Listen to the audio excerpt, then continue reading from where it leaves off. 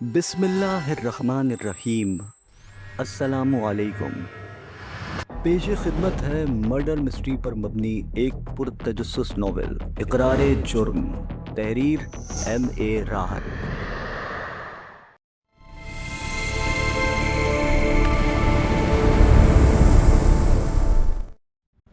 Inspector Shamir ने सामने रखी फाइल को बंद करके एक तरफ रखा और तवील सांस लेकर रिवॉल्विंग चेयर को पीछे झुकाकर कमर टिका ली।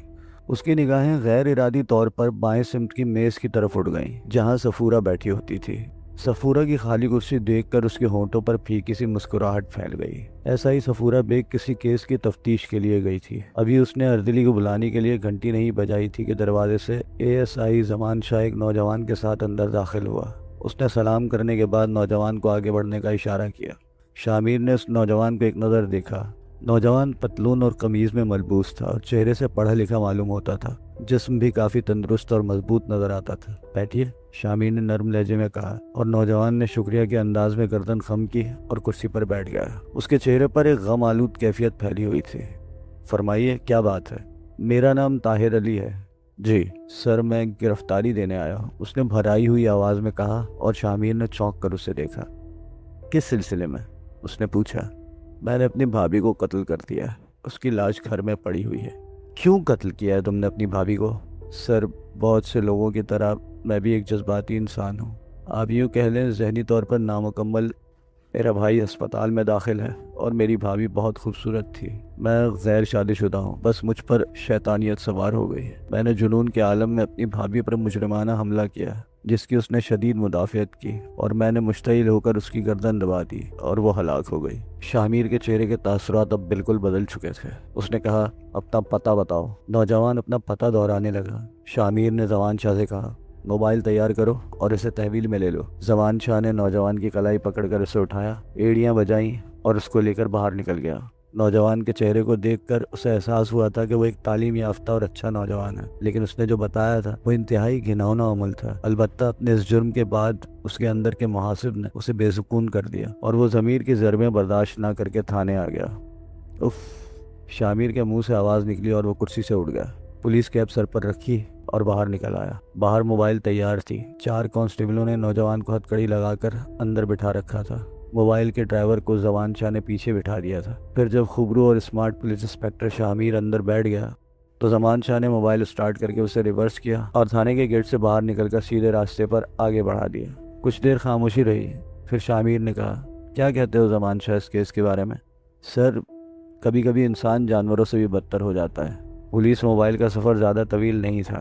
ताहिर अली ने जमान शाह को तफसील से पता बता दिया था। चनाचा थोड़ी देर के बाद मोबाइल एक मुतवस्सित इलाके में पहुंच गई, जो बहुत पुराना आबाद नहीं था। एक मकान के सामने जमान शाह ने गाड़ी रोक दी। मकान के सामने कोई मौजूद नहीं था, जिसका मतलब ये था कि किसी को इस मकान में होने वाली वारदात के बारे में मालूम नहीं हुआ था। लोग किसी कदर सनसनीखेज नज़रों से पुलिस की गाड़ी को देख रहे थे। अलबत्ता जब ताहिर अली को हथकड़ियाँ लगे उतरते देखा तो चारों तरफ अफरा तफरी से फैल गई। इस दौरान जमान शाह ताहिर अली से हासिल की हुई चाबी लेकर ताला खोल चुका था। जमान शाह अंदर दाखिल हुआ। 2 सिपाही दरवाजे पर तैनात हो गए। घर का माहौल बहुत साफ सुथरा था। जिस कमरे में लाश पड़ी थी वहाँ बहुत खूबसूरत फर्नीचर मौजूद था। ये बेडरूम था। बिस्तर की चादर सख्त शिकन आलूद थी। एक तकिया बेड से नीचे गिरा हुआ था। लाश कमरे के दरमियान फर्श पर पड़ी हुई थी। मकतूला एक बेहद दिलकश औरत थी। सियाह घने बालों के दरमियान गोरे रंग का चेहरा, जो अब जिंदगी से महरूम था, लेकिन इस आलम में भी दिलकश नजर आ रहा था। उसके चेहरे पर मासूमियत थी जो दिल पर अजीब सा तासुर छोड़ती थी। जमान शाह उसे देखकर जज्बाती हो गया। उसने खूनख्वार निगाहों से ताहिर अली को देखा था। इंस्पेक्टर शामिर ने लाश का जायजा लेने के बाद जमान शाह से कहा, फोटोग्राफर और दूसरे स्टाफ को बुला लो। ज़रूरी कार्रवाइयों की तकमील में काफ़ी वक्त लग गया है। लाश को उठवाने से पहले शामिर ने जमान शाह से कहा कि चंद मुअज़्ज़िज़ लोगों को गवाह के तौर पर ले आओ। जमान शाह बाहर निकल गया। कुछ लम्हों के बाद वो 4 अफराद के साथ वापस आया, जिनमें 2 बुजुर्ग और 2 दरमियानी उम्र के मर्द थे। उनके चेहरे तस्वीर हैरत बने हुए थे। लाश को देखते ही एक बुजुर्ग के मुंह से निकला, अरे खुदा की मार, इसे किस मूजी ने मार दिया? अरे ये तो फरिश्ते जैसी थी। आपका क्या नाम है? शामिर ने पूछा। ईमान अली। आप यहाँ कितने अरसे से रहते हैं? 20 साल से। ईमान अली साहब, ताहिर अली ने अपनी भाभी को कत्ल करने की जिम्मेदारी कबूल की है। और खुद थाने जाकर अपनी गिरफ्तारी दी है। आप लोगों को गवाही देनी होगी। अरे ये तो बड़ी फरिश्ता सिफत बच्ची थी, इसे क्यों मार दिया इस मरदूद ने? अरे खुदा इसे गारत करे, बेचारी का शौहर अस्पताल में पड़ा है, इसने ऐसा क्या कर दिया? बाकी लोग भी तरह तरह की बातें कर रहे थे। वो सब गवाही देने के लिए तैयार हो गए और कुछ देर के बाद एम्बुलेंस आ गई और लाश को पोस्टमार्टम के लिए भिजवा दिया गया। बाहर पूरा मोहल्ला जमा था, औरतें छतों पर चढ़ी हुई थीं। गवाहों की मौजूदगी में घर का जायजा लिया जाने लगा। उसकी तफसील तैयार की गई, फिर मकान को सील कर दिया गया और पुलिस के जवानों को घर पर तैनात करके शामिर चारों गवाहों और ताहिर अली को लेकर थाने आ गया, जहां उसने गवाहों से सवालात करने शुरू कर दिए। हाँ ताहिर अली, अब तुम तफसील बताओ, मकतूला का क्या नाम था? सईदा बेगम। तुम्हारे भाई का नाम? अफसर अली। इन दोनों की शादी को कितना अरसा हुआ? 4 साल। सईदा के वालिदैन कहाँ रहता है? सर एक माजूर बाप है उनका, 2 भाई थे जो उन्हें छोड़कर कहीं चले गए। माँ पहले ही मर गई थी, भाइयों ने घर बेच दिया और अब भाभी के वालिद मस्जिद में रहते हैं। तुम्हारा भाई कब से बीमार है? कोई 7 महीने हो गए। क्या बीमारी है उसे? कैंसर है। वो जिंदगी की आखिरी घड़ियां गिन रहा है। तुम्हारी भाभी से तुम्हारे कैसे ताल्लुकात थे? शामिर ने पूछा और ताहिर अली की आंखों से आंसू गिरने लगे। जवाब दो, शामिर ने सद लहजे में कहा। भाइयों की तरह चाहती थी मुझे। जमान शाह का बस नहीं चल रहा था कि उस वक्त ताहिर अली की गर्दन मरोड़ कर फेंक दे। उसने मुश्किल से खुद पर काबू पाया था। जरूरी कार्रवाई के बाद ताहिर अली को लॉकअप कर दिया गया। जिंदगी के बहुत से शोबे बड़े हसास होते हैं। डॉक्टर जो मरीजों का इलाज करते हैं वो सरतोड़ कोशिश करके उन्हें जिंदगी की तरफ लाते हैं, और जब मौत उन्हें अपनी आगोश में समेट लेती है तो वो इनकी लाशें उनके लवाहिकीन के हवाले करके दूसरे मरीजों में गुम हो जाते हैं। पुलिस की जिम्मेदारी भी ऐसी ही होती है। कौन कह सकता है इस पुरदर्द कहानी ने शामिर के जहन पर क्या असर किया। उसने पोस्टमार्टम रिपोर्ट के लिए हिदायत दी और जमान शाह से दूसरी बातें करने लगा। मसलन ये कि सईदा के केस की पैरवी करने वाला कोई नहीं है, नेज़ ये कि उसकी तदफीन भी सरकारी तौर पर कराई जाएगी। फिर वो जमान शाह के साथ उस अस्पताल की तरफ चल पड़ा जहां अफसर अली ज़ेरे इलाज था। अफसर अली तक पहुंचने में उन्हें कोई दिक्कत नहीं हुई। अफसर अली बेहद खूबसूरत आदमी था। जमान शाह को ये देखकर बहुत दुख हुआ। कितनी खूबसूरत जोड़ी थी। अफसर अली से बात करने से पहले शामिर ने डॉक्टर से उसके मर्ज की नौयत दरियाफ्त की।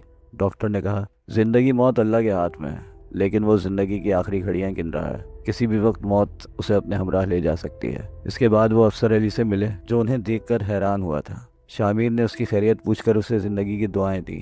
फिर उससे कहा, हम आपकी सेहत के लिए दुआगो हैं अफसर साहब। बड़े नागुज़ीर हालात में आपको मुलाकात की ज़हमत दी है। हमें यह खबर देते हुए बहुत दुख है कि आपकी बीवी सईदा को कत्ल कर दिया गया है। शामिर जानता था कि एक बीमार आदमी के लिए यह खबर कितनी रूह फरसा हो सकती है, लेकिन कानूनी तौर पर बताना ज़रूरी था। अफसर अली हवास बाख्ता हो गया। पहले कुछ देर वो फटी फटी नज़रों से शामिर को देखता रहा, फिर फट पड़ा। कत्ल कर दी गई सईदा? अरे सईदा कत्ल हो गई? कैसे? किसने मार दिया उसे? अरे वो तो मेरी जिंदगी की दुआएं मांगते मांगते मरी जाती थी। मेरे साथ अस्पताल में रहना चाहती थी। कहती थी खुदा करे मुझे भी कैंसर हो जाए ताकि हम दोनों अस्पताल में साथ रहें और साथ मर जाए। फिर अफसर अली ऐसे बिलक बिलक के रोया कि शामिर और जमान शाह की भी आंखें भीग गईं। कुछ देर के बाद उसने संभल कर कहा, मगर उसे किसने और क्यों कत्ल कर दिया? हम तो वैसे ही नीम मुर्दा लोग थे, हमारी किससे दुश्मनी हो गई? उसे आपके भाई ताहिर अली ने कत्ल किया है। क्या? अफसर अली हैरत से उछल पड़ा। हाँ, उसने खुद अपनी गिरफ्तारी पेश की है और कत्ल का एतराफ़ किया है। नामुमकिन जनाब, नामुमकिन। खुदा की कसम, ज़मीन आसमान एक हो जाए, सूरज समंदर में डूब जाए, कायनात तारीख हो जाए, मगर ऐसा नहीं हो सकता। हम तीनों तो पड़ोसियों और जानने वालों के लिए एक मिसाल थे। वो अपनी भाभी को बहुत चाहता था, उसे अपनी सगी बहन का दर्जा देता था। मैं आपसे एक दरख्वास्त करूं? सईदा चली गई, मैं भी जल्दी चला जाना चाहता हूं, लेकिन मेरे भाई ने अभी दुनिया में कुछ नहीं देखा। उसे बचा लें, सच्चाइयां तलाश करें। वो ऐसा नहीं कर सकता। ये मेरा ईमान है, ये मेरा खुदा पर भरोसा है। आप पूरी तफ्तीश करें, देख लीजिएगा, हकीकत कुछ और निकलेगी। हाथ जोड़ता हूँ, हाथ जोड़ता हूँ आपके। मालूम करें, छानबीन करें। वो कभी ऐसा नहीं कर सकता। आप बराए करम मुझे पूरी तफसील बताइए, अपने, उसके और मकतूला के बारे में। शामिर ने नरमी से कहा, हम तीनों कॉलेज में साथ थे। हमने एक साथ ग्रेजुएशन किया, फिर हमने एक फर्म ज्वाइन कर ली। थोड़े अरसे के बाद ताहिर भी नौकर हो गया।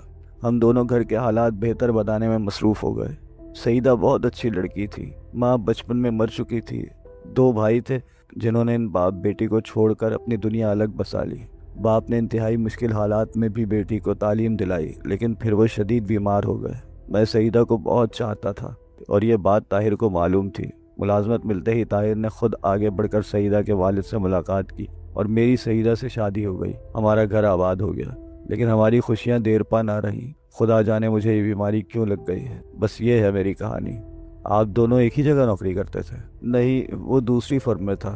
फर्म में वो बेहद हरदिल अजीज है और एक अच्छा इंसान गिरदाना जाता है। मेरा भाई मेरी ज़िंदगी के लिए शदीद मेहनत कर रहा था। उसे बस एक ही लगन थी कि किसी तरह पैसे जमा करके मुझे इलाज के लिए मुल्क से बाहर ले जाए। अफसर साहब, उसने कत्ल का एतराफ़ करके ख़ुद को कानून के हवाले किया है और बताया है कि उसने अपनी भाभी पर मुजरिमाना हमला करने के बाद उसे कत्ल कर दिया है। फिर ज़मीर की मलामत बर्दाश्त ना करके ख़ुद को सज़ा दिलवाना चाहता है। इन हालात में ये बहुत मुश्किल मरहला है, लेकिन मेरा आपसे वादा है कि इसकी भरपूर तफ्तीश करूँगा और असलियत तलाश करूँगा। आह काश मैं उस वक्त तक जिंदा रहूं जब मेरा भाई इस जुर्म से आज़ाद हो जाए। इंस्पेक्टर साहब, क्या मैं उससे मिल सकता हूं? हमारा कोई नहीं है, कौन उसके केस की पैरवी करेगा? आप अल्लाह पर भरोसा करें, मैं बजाते खुद इस केस की तफ्तीश करूंगा और कानून किसी बेगुनाह को सज़ा नहीं होने देगा। पता नहीं हम क्यों इस अताब का शिकार हुआ है। शामिर वापस आ गया। ताहिर अली की शख्सियत के बारे में वो पहले ही उलझन में था। उसकी छठी हिस्स कहती थी कि ये इस तरह का इंसान नहीं लगता, कैसा मकरूह जुर्म करे। अब अफसर अली से मिलने के बाद वो मज़ीद उलझ गया था। ताहम उसने अपने स्टाफ को हिदायत की कि लॉकअप में ताहिर अली को किसी तरह की तकलीफ ना दी जाए। फिर उसने पूरी तफसील सफूरा के सामने रख दी। सफूरा एक ज़हीन पुलिस ऑफिसर थी, शामिर को असिस्ट करती थी, शामिर से मोहब्बत करती थी। दोनों की आंखों में मुस्तकबिल के ख्वाब थे और ताबीर के लिए वो वक्त का इंतज़ार कर रहे थे। सफूरा ने पूरी तवज्जो से तफसील सुनी, देर तक सोचती रही, फिर बोली, गड़बड़ तो है सर। अगर इस पूरी कहानी पर गौर किया जाए तो बहुत सी जगह कहानी मशकूक हो जाती है। मेरा भी यही ख्याल है। अगर किसी के माजी के बारे में सही इल्म हो जाए तो उसके हाल के कुछ निशानात मिल जाते हैं। सईदा ताहिर के लिए एक मुकद्दस हस्ती थी। इंसान के अंदर लम्हाती वहशत नमूदार हो भी जाए तब भी उसके अंदर का इंसान उसे रोकता है, उससे रिश्तों का एहसास दिलाता है। बहुत ही गैर मामूली हालात में वो ऐसे जुर्म का मुर्तकिब होता है, जबकि इस केस में ऐसी कोई बात नहीं मिलती। हाँ, मैं एतराफ़ करती हूँ। आपने ताहिर के घर की तलाशी ले ली है? हाँ, जमान शाह ने। आपने खुद नहीं लिए? नहीं, शामिर ने कहा। चले, सफूरा बोली। कहाँ? एक बार और तलाशी लेनी होगी। वक्त हमारी तफ्तीश को आगे बढ़ाने का इंतजार कर रहा है। मुलजिम अगर बेगुनाह है तो उसकी बेगुनाही के सबूत हमारे मुंतज़िर हैं। आइए इंस्पेक्टर शामिर, देर न कीजिए। चलो, जमान शाह बाहर ही होगा। कुछ देर के बाद वो दोबारा सील खुलवाकर ताहिर अली के घर में दाखिल हो रहे थे। जमान शाह ने रिवायती तौर पर ताहिर अली के घर की तलाशी ली थी, लेकिन सफूरा का अंदाज मुख्तलिफ था और थोड़ी देर के बाद उसने एक तीर मार ही लिया। उसने खुसूसी तौर पर वहाँ मौजूद कागजात का जायजा लिया था और उसे एक पासबुक मिली थी। बैंक की इस पासबुक में कोई 10 दिन कबल 5 लाख जमा कराए गए थे। चेक ताहिर अली के नाम का था और किसी फर्म ने उसे दिया था। 5 लाख का चेक, लेकिन बराह रास्त ताहिर अली के नाम।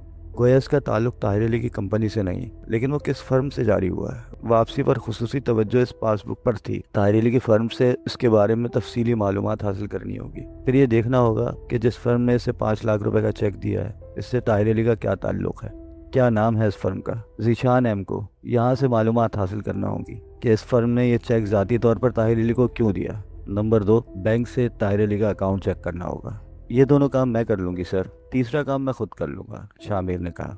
जी सर, सफूरा ने कहा, फिर चौंक कर बोली, वो क्या सर, तुमसे शादी? शामिर ने कहा। बेहतर, सफूरा ने पूरी संजीदगी से कहा। फिर दोनों हंस पड़े। शामिर की ज़हीन असिस्टेंट सफूरा इब्राहिम ने शामिर को बड़ी जामे रिपोर्ट दी। कॉलेज में अफसर अली और सईदा की जोड़ी बड़ी रोमानी जोड़ी मशहूर थी। दोनों ज़माने से बेनियाज एक दूसरे के प्यार में गुम थे और ताहिर अली इन दोनों के प्यार के रखवाले के तौर पर जाना जाता था। लेकिन हीरो हीरोइन के साथ विलन ना हो तो फिल्म पूरी नहीं होती। ओह माय गॉड, हमारी कहानी में विलन कौन है? मुझे तो अभी तक कोई नजर नहीं आया। प्लीज़ मेरी मदद करो, शामिर ने शोखी से कहा। अभी उसकी एंट्री नहीं हुई, पता चला तो सबसे पहले आपको बताऊंगी ऑफिसर, सफूरा बोली। ओके, आगे, शामिर ने कहा। जी सर, तो विलन का नाम है जीशान फारूकी। जीशान, ओ जीशान एम को, यानी वो फर्म जहाँ से ताहिर को 5 लाख का चेक इशू हुआ। वेरी गुड, शामिर ने दिलचस्पी से कहा। जी सर, ये मिस्टर जीशान फारूकी भी इस कॉलेज में थे और सईदा के इश्क में गिरफ्तार थे, मगर सईदा ने कभी इनकी तरफ रुख नहीं किया और वो रकीब फारूकी के नाम से मशहूर हो गए। माशाअल्लाह। जीशान फारूकी का शजरा क्या है? वो फर्म उन्हीं की है ना? शामिर ने कहा। 100%, मैं उनकी तफसील बता रही हूँ। मिस्टर जीशान ने उन लोगों के कॉलेज छोड़ने के साथ खुद भी कॉलेज छोड़ दिया था और वो भी मुतवस्सत घराने से ताल्लुक़ रखते थे। कॉलेज छोड़ने के कुछ अरसे के बाद तक वो किसी इंस्टीट्यूट से कंप्यूटर की तालीम हासिल करते रहे। फिर उन्होंने एक बैंक में मुलाजमत हासिल कर ली। वहाँ उन्होंने अपना बेहतर मुकाम बना लिया और बैंक ने उन्हें ट्रेनिंग के लिए बैरून मुल्क भेज दिया। वहाँ से वापसी के बाद ज़ीशान साहब के हालात ही बदल गए। उन्होंने बैंक से इस्तीफ़ा दिया तो बैंक ने उनसे अपने खराजात का मुतालबा कर दिया, जो उन्होंने बआसानी अदा कर दिए, और फिर थोड़े ही अरसे के बाद उन्होंने अपनी फ़र्म ज़ीशान एम को बना ली। ये अच्छी खासी बड़ी फर्म है और मिस्टर ज़ीशान उसके डायरेक्टर हैं। शाह हमीद ने तारीफ़ी नज़रों से सफ़ूरा को देखा। सफ़ूरा ने इस पर तवज्जो दिए बगैर कहा, ताहिर अली के बैंक से मालूमात की गई तो पता चला कि उसने थोड़े अरसे पहले ये अकाउंट खुलवाया था और फिर इसमें थोड़े थोड़े पैसे जमा करता रहा था, जो 7,100 बने थे। बाद में ये 5 लाख का चेक जमा कराया गया। इसके अलावा ताहिर अली के करीबी लोगों से मालूमात की गई तो पता चला कि वो ऑफिस से छुट्टी के बाद एक और जगह नौकरी करता था और 12 बजे के करीब फारिग होता था। उसकी वजह ये बताई गई कि वो अपने भाई को इलाज के लिए बैरून मुल्क ले जाना चाहता था। आपकी कारकर्दगी लाजवाब है सफ़ूरा। शुक्रिया सर। एक आखिरी काम जो मैंने किया है वो इस केस में सबसे अहम है। ओह बताइए। सर, मैंने पोस्टमार्टम रिपोर्ट का बगौर जायज़ा लिया है। एक बहुत ख़ास बात मालूम हुई है। ताहिर अली के बारे में पूरी मालूमात की है मैंने। वो अपने भाई से बहुत मोहब्बत करता है और उसकी सेहत के लिए सख्त परेशान था। पैसे जमा करने के लिए वो डबल नौकरी कर रहा था। ख़ास बात यह है कि पोस्टमार्टम रिपोर्ट में कत्ल का जो वक्त मुतय्यन किया गया है, उस वक्त ताहिर अली इस दूसरी नौकरी पर था और वहाँ से मालूमात करने से पता चला कि उस वक्त ताहिर अपनी ड्यूटी पर मौजूद था। ऑफिस इंचार्ज ने उसकी वहाँ मौजूदगी की तस्दीक की है। ओह माय गॉड, वाकई ये सबसे अहम पॉइंट है मिस सफ़ूरा। किसी तरह इंचार्ज को सख्ती से ये हिदायत पहुँचाओ कि ये बात वो किसी और को ना बताए। मैंने उसे ये हिदायत कर दी है सर। उसने वादा कर लिया है कि वो ये बात किसी को नहीं बताएगा। शामिर थोड़ी देर तक सोच में डूबा रहा, फिर बोला, दिलचस्प सिचुएशन है। उसने बहुत घिनौना इल्ज़ाम अपने सर लिया है। आखिर क्यों? क्या वाकई उससे कोई लम्हाती लफ्ज़िश हो गई थी?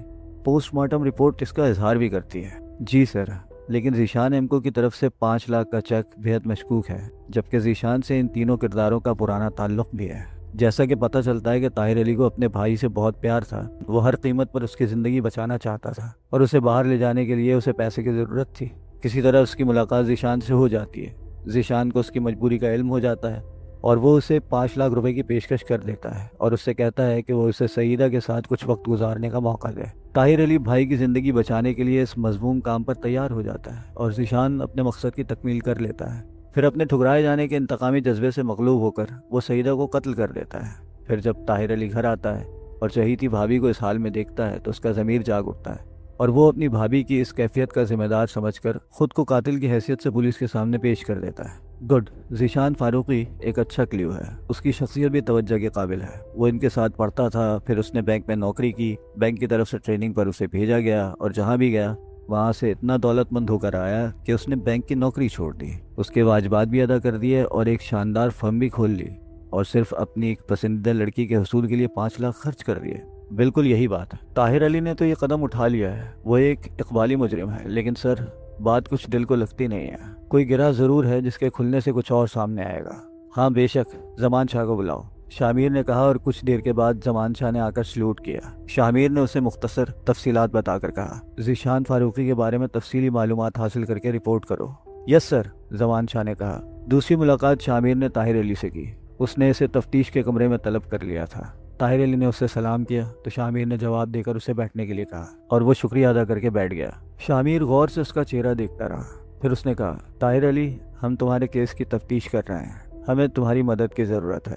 अगर गुस्ताखी तसव्वुर ना करें तो एक अर्ज़ करूँ इंस्पेक्टर साहब, मैंने एक मकरूह जुर्म किया है। मेरे ज़मीर ने मलामत की तो मैंने खुद को कानून के हवाले कर दिया। मैं जानता हूँ कि मेरे इस जुर्म की सज़ा मौत है। मुझे उस वक्त सुकून मिलेगा जब मैं फांसी के फंदे पर लटक जाऊँगा। फिर आप मज़ीद तफ्तीश क्यों कर रहे हैं? कानून के अपने तकाजे होते हैं ताहिर अली। तुमसे जो पूछा जाए तुम उसका तसल्ली बख्श जवाब दो। मैं हाजिर हूँ। जो कहानी तुमने सुनाई है वो सच है। इससे बड़ा सच और क्या होगा कि इंसान अपने लिए मौत मांग ले। तुम झूठ बोल रहे हो। खैर, तुम्हारे बारे में पता चला है कि तुम अपने भाई को बहुत चाहते हो, शामिर ने कहा। ताहिर के चेहरे पर एक अजीब सी कैफियत पैदा हो गई।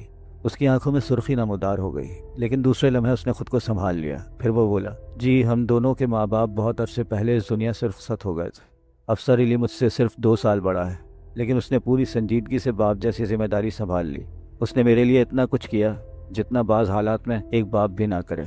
जाहिर है मेरी जगह कोई भी होता उससे उतनी ही मोहब्बत करता। तुम्हारी सबसे बड़ी ख्वाहिश ये थी कि तुम्हारा भाई सेहतयाब हो जाए। जी सर, और तुम्हारे माली हालात ऐसे नहीं थे कि तुम अपने भाई को बैरून मुल्क ले जाकर उसका इलाज करा सकते हैं। जी सर। इसके लिए तुम डबल नौकरी कर रहे थे? जी। तुम्हें इल्म था कि अफसर अली सईदा को बेपनाह चाहता है? तुमने उन दोनों की शादी में भी अहम किरदार अदा किया था। मेरा फ़र्ज़ था सर। इसके बावजूद उस वक्त जबकि तुम्हारा भाई ज़िंदगी मौत की कशमकश में गिरफ्तार था, तुमने अपने चहीते भाई की आबरू पर हमला करके उसे मौत के घाट उतार दिया, जबकि तुम जानते थे कि वो ये सदमा बर्दाश्त नहीं कर सकेगा। बस सर, इंसान कभी कभी शैतान से बदतर हो जाता है। मुझ पर जुनून तारी हो गया था। बहकने के लिए एक लम्हा काफ़ी होता है, बाकी ज़िंदगी पशेमानी के लिए होती है। मैंने ज़िंदगी भर की पशेमानी से बचने के लिए मौत के आगोश में पनाह लेना मुनासिब समझा। बहुत सफाई से झूठ बोल रहे हो, खुद को बहुत चालाक समझ रहे हो। मुझे नहीं जानते, तुम्हारे पूरे बदन की खाल उतार कर उस पर नमक लगवा दूंगा। बेवकूफ़ समझते हो पुलिस वालों को। हमें सच और झूठ की शनाख्त आती है। अभी तुम चीख चीख कर कहोगे कि मैं सच बोलना चाहता हूँ, समझे? मुझे चैलेंज ना करो। शामिर की कैफियत अचानक बदल गई। उसकी आंखों में खून की सुर्खी लहराने लगी। ताहिर अली उसका चेहरा देखकर सहम गया। आप एक मेहरबान ऑफिसर हैं सर। कोई गलती हो गई है मुझसे तो माफ़ फरमा दीजिए। मुझसे सिर्फ सच बोलो। जी सर। तुमने अपनी भाभी को कत्ल किया है, न उसकी इज्जत लूटी है। शामिर की गुर्राई हुई आवाज़ उभरी। ताहिर अली घबराकर नज़रें झुकाकर बोला, नहीं सर, मैंने ये दोनों काम किए हैं। और तुम सच बोल रहे हो? जी बिल्कुल सर। ताहिर अली के लहजे में किसी अंदरूनी ख्याल के तहत सख्ती सी पैदा हो गई। अफसोस यही है कि लोगों ने पुलिस के बारे में तरह तरह के अफसाने घड़ लिए हैं। हमारी मुश्किलों पर गौर नहीं किया जाता। तुम 100% मौत के घाट उतर जाओ, मुझ पर क्या असर पड़ेगा? लेकिन हमारा हल्फ होता है कि हम सच और झूठ की शनाख्त करें। अब तक तुम्हारे साथ जो अच्छा सलूक किया है वो मेरी ख़ानदानी शराफत का हिस्सा था। जुर्म और सज़ा कानून का हक है। इस थाने में हर मुलजिम के साथ मैं यही सलूक करता हूँ, लेकिन सिर्फ उस वक्त तक जब तक वो मुझे बेवकूफ़ न समझे। मैं तुम पर वो तशद्दुद करूँगा कि तारीख का हिस्सा बन जाए। मगर मैं तो इकबाली मुजरिम हूँ, मैं मुलजिम तो नहीं हूँ। ताहिर अली ने कहा, तुम्हारी इस बकवास से कोई फ़र्क नहीं पड़ता। मैं तुम्हें आसानी से फांसी पर नहीं चढ़ने दूंगा। उससे पहले मैं तुम्हारे साथ जो सलूक करूँगा तुम सोच भी नहीं सकते। फिर बताइए मैं क्या करूँ?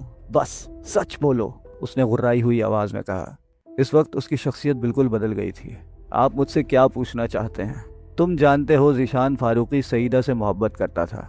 शामिर ने किसी तमहीद के बगैर कहा और ताहिर अली के चेहरे पर नज़रें जमा दी। ताहिर अली का चेहरा यकलख्त तारीख हो गया था। कौन ज़ीशान? वो लड़खड़ाती ज़बान में बोला। जिससे तुमने 5 लाख वसूल किए हैं। 5 लाख? हाँ, वो तुम्हारे अकाउंट में मौजूद है। बताओ ज़ीशान एमको से ये रकम तुमने किस सिलसिले में वसूल की थी? ताहिर अली ने कुछ तवक्कुफ़ किया, फिर बोला, मैंने अपने जुर्म का एतराफ़ किया है, जिसकी सज़ा मौत है, और मुझे मौत कबूल है।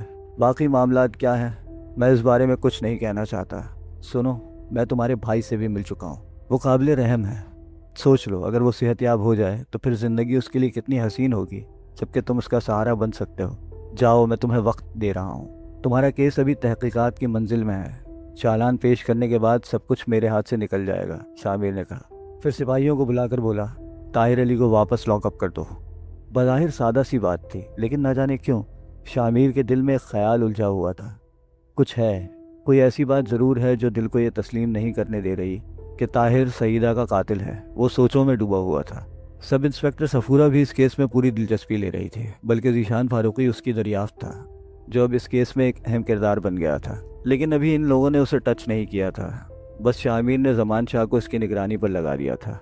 फिर उसके दिमाग में ख्याल आया, सफूरा को ताहिर अली के घर से एक पासबुक मिली थी जिससे ज़ीशान का नाम सामने आया था। क्यों ना एक बार फिर उसके घर की तलाशी ली जाए। वो घर इस जुर्म का मरकज़ था। वहाँ से अब पहरा हटा लिया गया था। चुनांचा वो तैयारियां करके सादा लिबास में ताहिर अली के घर पहुँच गया। मेन दरवाजे पर बदस्तूर सील लगी हुई थी। अंदर जाने के लिए उसने एक दीवार मुंतखब की और अंदर पहुँच गया। मकान तारीकी में डूबा हुआ था। एक पुरस्कार हैबत पूरे मकान पर तारी थी। शामिर के पास टॉर्च मौजूद थी। अभी वो टॉर्च जलाने का सोच ही रहा था, एक चट की आवाज़ हुई और एक कमरे में रोशनी हो गई। शामिर उछल पड़ा था। उसके पूरे बदन में लहरें दौड़ने लगी थी।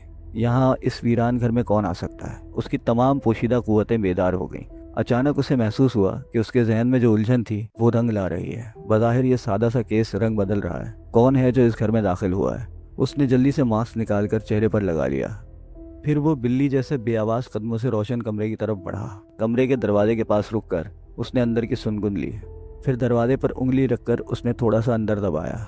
उसे अंदाज़ा हो गया कि दरवाज़ा अंदर से बंद नहीं है, लेकिन अंदर की कैफियत का अंदाज़ा लगाए बगैर कोई कदम नहीं उठाया जा सकता था। उसने दरवाजे से कान लगा दिए। कोई दबे कदमों अंदर चल रहा था। फिर किसी अलमारी के खुलने की आवाज़ सुनाई दी। शामिर ने झुककर की होल से आंख लगा दी। वो शख्सियत तो सामने नहीं आ सकी, बस उसके पाँव नज़र आ रहे थे जो किसी एक ही आदमी के थे। शामिर चंद लम्हे की होल से आंख लगाए रहा। उसे बस चलते फिरते पाँव नजर आ रहे थे। अंदर जो कोई भी था किसी चीज़ की तलाश में था। शामिर ने आखिरकार अमल करने का फैसला किया और फिर उसने दरवाजे को ज़ोर से धक्का दिया और अंदर दाखिल हो गया।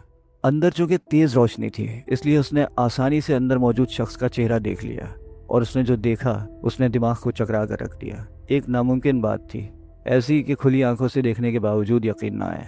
ये अफसर अली था, ताहिर अली का भाई अफसर अली, कैंसर का मरीज़, ज़िंदगी की आखिरी सांसें गिनता हुआ अफसर अली, जिसका भाई उसकी ज़िंदगी के लिए ना जाने क्या से क्या कर चुका था। इस ज़हनी झटके ने शामिर को एक लम्हे के लिए मुअत्तल कर दिया था और अफसर अली इस मौके का फ़ायदा उठा गया। शामिर को उस खिड़की का पता नहीं था जो कमरे के अकब में थी और उसमें सलाखें नहीं थीं। अफसर अली ने बर्क रफ्तारी से छलांग लगाई और खिड़की से दूसरी तरफ कूद गया। उसकी फुर्ती काबिल दीद थी। अगर किसी ने उसे अस्पताल के बिस्तर पर देखा था तो वो ख्वाब में भी नहीं सोच सकता था कि ये करीबुल मर्ग शख्स बिस्तर से उठकर 4 कदम भी चल सकता है। दूसरे लम्हे शामिर ने संभल कर खिड़की की तरफ दौड़ लगाई, लेकिन बाहर खामोश सन्नाटा चीख रहा था। शामिर देर तक सन्नाटे में झांकता रहा। ये क्या किस्सा है? उसने जो चेहरा देखा वो अफसर अली ही का चेहरा था। कोई गलतफहमी नहीं हुई थी क्योंकि अफसर अली के बदन पर अस्पताल का लिबास ही था। शामिर ने गर्दन झटकी, फिर गहरी सांस लेकर कमरे की तरफ मुतवज्जा हो गया। उसने उस कमरे के अलावा भी पूरे घर का चप्पा चप्पा छान मारा, लेकिन उसे कुछ नहीं मिला था। अफसर अली क्या तलाश करने आया था? क्या वो कैंसर का मरीज नहीं था? ये कैसे हो सकता है? अस्पताल में उसे बिलावजह ही दाखिल नहीं किया गया होगा। आखिरकार वो घर से बाहर निकल आया। घर पहुंचने के बाद भी उसके जहन में रील चलने लगी थी। ये तो सूरत हाल ही बदल गई थी। इससे एक नतीजा और अखज़ किया जा सकता है। मुमकिन है अफसर अली खुद ही सईदा का कातिल हो। मुमकिन है उसे सईदा के किरदार पर शुबा हो। अफसर अली के माली हालात बस मुनासिब ही थे जबकि ज़ीशान फारूकी करोड़पति बन चुका था। मुमकिन है सईदा का जहन भटका हो। मुमकिन है उसने किसी झगड़े में अफसर अली से कहा हो कि उसने एक करोड़पति शख्स को छोड़कर उससे शादी करने की गलती की है, एक बीमार आदमी से जो किसी भी वक्त मर सकता है, और अफसर अली ने मुश्तइल होकर सईदा को कत्ल कर दिया हो। फिर जब ताहिर अली को इल्म हुआ तो इस मोहब्बत करने वाले भाई ने अपने भाई को बचाने के लिए खुद मोहब्बत की सलीब पर मसलूब होने का फैसला कर लिया हो। लेकिन फिर वो चेक, हो सकता है चालाक अफसर अली ने किसी तरह वो चेक वसूल करके ताहिर अली के अकाउंट में जमा करा दिया। लेकिन क्यों? आखिर ये खेल क्या है? फिर शामिर ने सोचा कि उसे देखकर अफसर अली पर क्या रद्द अमल हुआ होगा। शामिर के चेहरे पर बेशक नकाब थी, लेकिन उसका जहन पुलिस ही की तरफ जा सकता है और अब मुमकिन है वह अस्पताल से गायब ही हो जाए। इसके अलावा ये भी काबिल गौर बात है कि वो कैंसर का मरीज है भी या नहीं, और अगर नहीं है तो डॉक्टरों ने उसे कैंसर का मरीज क्यों जाहिर किया है? केस मजीद उलझ गया था। बज़ाहिर एक शख्स ने खुद को अपनी भाभी का कातिल जाहिर करके खुद को कानून के हवाले कर दिया था। उसने खुद को एक बदकिरदार कातिल जाहिर करके मौत कबूल कर ली थी। थोड़ी सी रस्मी कार्रवाई करके उसे मौत की सज़ा दिलवाई जा सकती थी, लेकिन केस शामिर जैसे पुलिस ऑफिसर के इलाके में हुआ था और शामिर बाल से खाल निकालने का माहिर था। चुनाचा केस की नौयत ही बदलती जा रही थी। उसने कुछ फैसले किए और बाकी काम दूसरे दिन के लिए छोड़ दिए। दूसरे दिन ऑफिस के ज़रूरी कामों से फारिग होकर उसने ज़मान शाह को साथ लिया और अस्पताल पहुंच गया। उसने वहाँ MS से मुलाकात की, जिसने उसे बड़े एहतराम से वेलकम कहा था। कत्ल के एक केस में मुझे पूरी राजदारी के साथ कुछ इन्फॉर्मेशन चाहिए डॉक्टर साहब। मैं हाजिर हूँ, फरमाइए, MS ने खुश इखलाकी से कहा। मुझे अफसर अली नामी एक मरीज़ के बारे में तफसीलात दरकार हैं जो कैंसर वार्ड में होता है। बेहतर, मैं अभी मुताल्लिका डॉक्टरों से रुजू करता हूँ। MS ने मुताल्लिका स्टाफ से रुजू करके अफसर अली की फ़ाइल मंगवा ली। शामिर उन रिपोर्टों को देखने लगा। MS उनकी तफसीलात बता रहा था। इन तफसीलात के मुताबिक अफसर अली कैंसर का ख़तरनाक मरीज़ था। शामिर ने खुसूसी तौर पर डॉक्टर से सवाल किया कि क्या ऐसे किसी मरीज़ की जिस्मानी क़ुव्वतें बहाल रहती हैं? इसका ताल्लुक मरीज़ की विल पावर पर है। कोई जिस्मानी मुशक्क़त से थक तो जाता है, लेकिन अगर चाहे तो कोई मुशक्क़त कर भी सकता है। क्या आप कोई ख़ास इशारा करना चाहते हैं? हाँ, एक आखिरी सवाल डॉक्टर साहब, क्या इस हालत का मरीज़ आपके क्लिनिक से कुछ देर के लिए बाहर निकल कर जा सकता है? MS ने कुछ देर सोचा, फिर बोला, हाँ, ऐसा मुजरिमाना अमल कोई कर सकता है। आपको इल्म है कि आजकल कौन अपनी जिम्मेदारी पूरी करता है? क्या अफसर अली को कहीं बाहर देखा गया है? जी, सॉरी, आप मुझे हुक्म दें, उनकी इंक्वायरी करूं? नहीं, ये मेरे और आपके दरमियान की बात है। उसे शक का मौका ना दें, ना उसे पुलिस की किसी इंक्वायरी के बारे में बताएं। बहुत बेहतर, MS ने जवाब दिया। ज़ीशान फारूकी की मुलाकात जर्मनी में शाहिद अली से हुई थी। शाहिद अली बहुत बड़े बिजनेसमैन थे और बिजनेस के सिलसिले में जर्मनी आए हुए थे, जबकि ज़ीशान फारूकी बैंक की तरफ से एक मुख्तसर कोर्स के लिए जर्मनी गया था। बैंक ने ज़ीशान के लिए जर्मनी के एक शानदार होटल में क़याम का बंदोबस्त किया था और शाहिद अली भी इस होटल में उसके सामने वाले कमरे में मुक़ीम थे।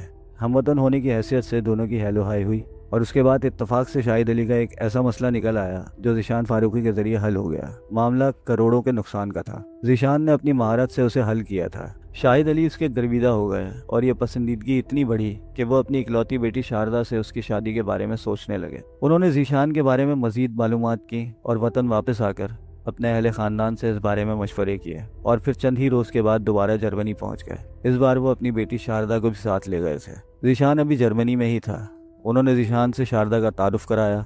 शारदा अच्छी शक्ल सूरत की लड़की थी, लेकिन बेइंतहा बिगड़ी हुई, बेहद मूडी और आतिश मिजाज। इकलौती होने की वजह से उसके सारे लाड उठाए जाते थे। वो ऐशो इशरत की रसिया थी और हर शख्स पर हुक्म चलाने की आदी थी, लेकिन ज़ीशान उसे पसंद आ गया था। चुनांचे शाहिद अली ने इन दोनों को खूब खुल खेलने का मौका दिया और शारदा ने ज़ीशान को आखिरकार अपनी तरफ मुतवज्जा कर ही लिया। ज़ीशान मायूस मोहब्बत था। कॉलेज में उसने सईदा को दिल से चाहा था, लेकिन सईदा अफसर अली को प्यार करती थी। चुनांचा वो खामोशी से उनके रास्ते से हट गया। फिर जिंदगी उसके लिए बेकैफ हो गई थी, लेकिन शारदा ने उसे अपनी अदाओं से घेर लिया और वो उसके बारे में सोचने लगा। उसे अपने और शारदा के माली फ़र्क का अंदाज़ा था, लेकिन शारदा ने उसे इंडिकेशन दी कि अगर वो चाहे तो आसानी से इसे सारी ज़िंदगी के लिए अपना सकती है। इसकी तस्दीक शाहिद अली ने कर दी। उन्होंने बात शारदा पर रखी कि वो ज़ीशान को पसंद करती है और वो उनकी इकलौती बेटी है, इसलिए वो उसकी खुशी के लिए सब कुछ कर सकते हैं। उन्होंने कहा कि शारदा से शादी के बाद वो उसे उसकी अपनी फर्म खुलवा देंगे। ज़ीशान ने सोचा कि क्या हर्ज है, तकदीर इस तरह से बदल रही है तो इस मौके से फ़ायदा उठाया जाए। उसने आमादगी का इजहार कर दिया और जर्मनी में ही दोनों का निकाह कर दिया गया। वो मियाँ बीवी की हैसियत से वतन वापस आए। फिर यहाँ आकर ज़ीशान फारूकी ने बैंक की नौकरी छोड़ दी और बैंक के वाजिबात अदा कर दिए। फिर ज़ीशान एम को वजूद में आ गई। इब्तिदा के चंद रोज़ भी बेहतर नहीं गुजरे। शारदा ने शादी के फौरन बाद ही चोला बदल लिया और अपने असल रूप में आ गई, जिस पर ज़ीशान हैरान रह गया। वो खाने पीने की बहुत शौकीन थी। शादी से पहले उसने अपने फिगर का कुछ ख्याल रखा था, लेकिन शादी के बाद मोटी होने लगी। इंतहाई बदमिजाज और बदतमीज़ थी। ज़ीशान की रातों की नींदें हराम हो गई। काफ़ी दिन परेशान रहा। फिर उसने अक्लमंदी से सोचा कि उसे जो हैसियत हासिल हो गई है वो उम्र भर की मोहब्बत से नहीं हासिल हो सकती थी और बस इसके बदले एक बदमिजाज औरत को बर्दाश्त करना था। चुनांचा उसने समझौता कर लिया। गुजरते हुए शब व रोज़ के साथ शारदा की बदमिजाजी और जिसामत में इजाफा होता गया। वो एक मोटी ताज़ी औरत नज़र आने लगी, जबकि ज़ीशान खुद स्मार्ट और खूबसूरत होता गया। शारदा को शक करने की बुरी आदत भी थी, जिसकी वजह से बहुत से वाक़यात पेश आ चुके थे। ज़ीशान फितरी शराफत से मजबूर होकर किसी बात को आगे नहीं बढ़ने देता था, लेकिन फिर कुछ ऐसे लम्हात आ गए जिन पर उसे बेबसी का एहसास होने लगा।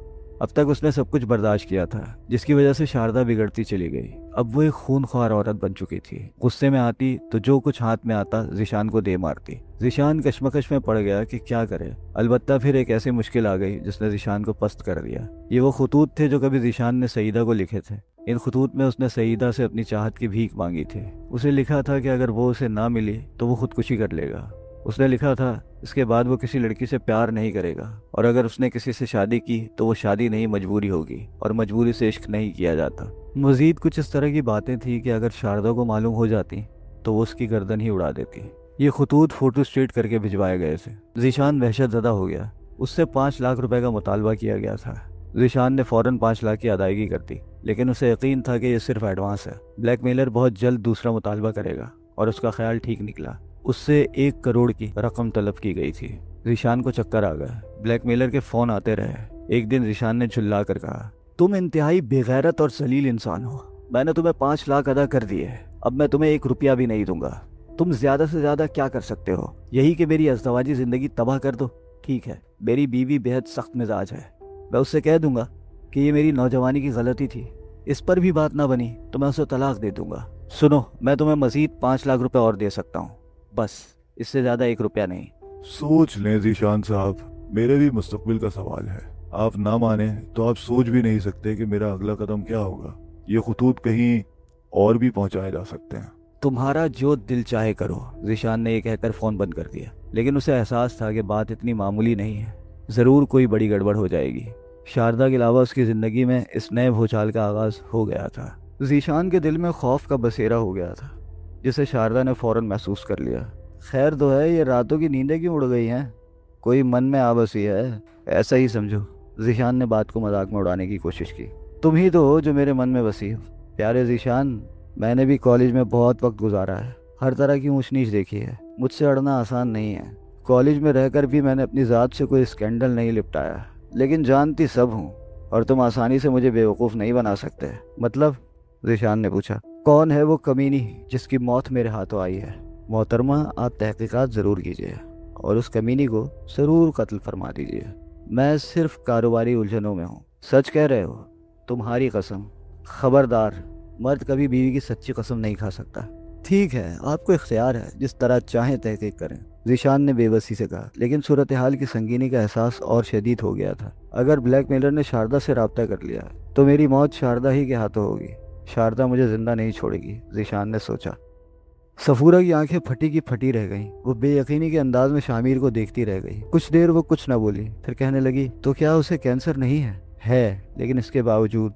शामिर उसे एमएस से होने वाली गुफ्तगू के बारे में बताने लगा। फिर बोला, अच्छी खासी जहनी वर्जिश हो रही है। ज़ीशान के बारे में भी अब ज़रा दूसरे अंदाज से सोचने की ज़रूरत पेश आ गई है। उसका किरदार क्या है? सब कुछ ही अजीब है। ताहिर अली अपनी भाभी के कातिल की हैसियत से खुद को पुलिस के सामने पेश करता है, ये जानकर भी कि उसे कत्ल के जुर्म में सजाए मौत होगी। इसके अलावा भाभी के साथ बुरे अमल का एतराफ़ भी करता है और पोस्टमार्टम रिपोर्ट इसकी तस्दीक करती है। लेकिन अफसर अली का अस्पताल से उठकर अपने घर आना और कुछ तलाश करना कुछ नई कहानियों को जन्म देता है और इससे ताहिर अली की ये पेशकश मशकूक हो जाती है। बिल्कुल ठीक है। वकूए वाली रात भी अफसर अली अचानक अपनी बीवी से मिलने अपने घर आ सकता है, लेकिन वहाँ अपनी बीवी को ज़ीशान के साथ काबिल एतराज़ हालत में देखता है और शिद्दत गज़ब से दीवाना होकर अपनी बीवी को कत्ल कर देता है। लेकिन अपने भाई से बेपनाह प्यार करने वाला ताहिर अली भाई की ज़िंदगी बचाने के लिए सारा इल्ज़ाम अपने सर ले लेता है। सब कुछ हो सकता है। ज़रूरत पड़ी तो डीएनए अप्लाई किया जा सकता है, लेकिन इससे पहले हमें ज़ीशान फारूकी से मिलना होगा। लेकिन सर, एक अमर लाजमी है, वो ये कि कातिल इन्हीं तीनों में से कोई है, सफूरा ने कहा और शामिर मुस्कुरा दिया। शामिर और सफूरा सादा लिबास में ज़ीशान के ऑफिस पहुंचे थे। शामिर ने पुलिस कार्ड दिखाया। एक निगाह में अंदाज़ा हो जाता था कि ज़ीशान एक उलझा हुआ इंसान है। ये जानकर के उन दोनों का ताल्लुक पुलिस से है, उसने जहरीले अंदाज से कहा, तो शारदा ने आप लोगों से मदद ली है। ठीक है, आप अपना फ़र्ज अदा कीजिए, लेकिन मैं अब हर मुश्किल से गुजरने का फ़ैसला कर चुका हूँ। मैं अपनी पुरानी ज़िंदगी में वापस चला जाऊँगा। ये ऐशो इशरत मुझे रास नहीं आए। हमारी तहकीकात ने आपके माजी की तफसील हमारे सामने पेश कर दी है, लेकिन इस वक्त मैं एक हमदर्द की हैसियत से आपके पास आया हूँ और आपको हिदायत करता हूँ कि मुझे वो सारी तफसील बता दीजिए जो आपको फांसी के फंदे से बचा सके। जी? ज़ीशान ने हैरत से उन्हें देखा, फिर सरसराती आवाज़ में बोला, फांसी के फंदे से? हाँ, शामिर ने कहा। थोड़ा बहुत पढ़ा लिखा मैं भी हूँ इंस्पेक्टर साहब। क्या मियाँ बीवी का इख्तलाफ भी फांसी के फंदे तक पहुँचा सकता है? इसके लिए तो किसी को कत्ल करना ज़रूरी होता है, जो मैंने अभी तक नहीं किया है। ना ही मेरे अंदर इतनी हिम्मत है कि शारदा को कत्ल कर दूं, ना ही इसकी ज़रूरत है। बात शारदा के कत्ल की नहीं है। जी? थोड़ी सी तफसील आपको बताना ज़रूरी है, मसलन आपका माजी। शामिर ने अपनी तहकीक के मुताबिक ज़ीशान का पूरा माजी खोलकर उसके सामने रख दिया। ज़ीशान दम बखुद रह गया। उसने फटी फटी आंखों से शामिर को देखते हुए कहा, लेकिन ऑफिसर, पुलिस को मेरे बारे में इतनी तहकीकात की ज़रूरत क्यों पेश आ गई?